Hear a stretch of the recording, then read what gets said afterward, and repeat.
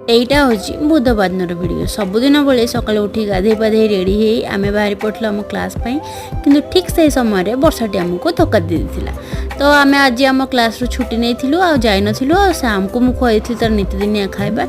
ଦେଖନ୍ତୁ ଠିକ୍ 9ଟା ବେଳେ ବର୍ଷା ଛାଡ଼ି ଖରା ହେଇଥିଲା। ଆଜି ଯେମିତି ବର୍ଷା ତୁହାକୁ ତୁହା ରହି ରହି ପକାଉଥିଲା, ସେଇଭଳିଆ ଶ୍ୟାମକୁ ତୁହାକୁ ତୁହା ନିଦ ଆସୁଥିଲା।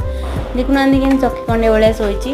ତାପରେ ପିଇ ନେଇଥିଲି ମୁଁ ମୋର ସ୍ମୁଦି ଆଉ ଆରମ୍ଭ କରିଦେଇଥିଲି କାଲି ପାଇଁ କାମ, ଯେହେତୁ ଥିଲା କାଲି ମାଣବସାର ଶେଷ ପାଳି। ଆଉ ସେଇ ଭିତରେ ଶ୍ୟାମ ଆମର ଉଠି ପଡ଼ିଥିଲା। ଉଠିଲା ପରେ ମୁଁ ତାକୁ ତେଲ ଲଗାଇ ଗାଧେଇ ପାଧେଇ ଖୁଆଇ ଦେଇଥିଲି ଆମର ଟିଫିନ୍, ଯେଉଁଟାକି ଆମେ ନେବା ପାଇଁ ବନେଇଥିଲୁ।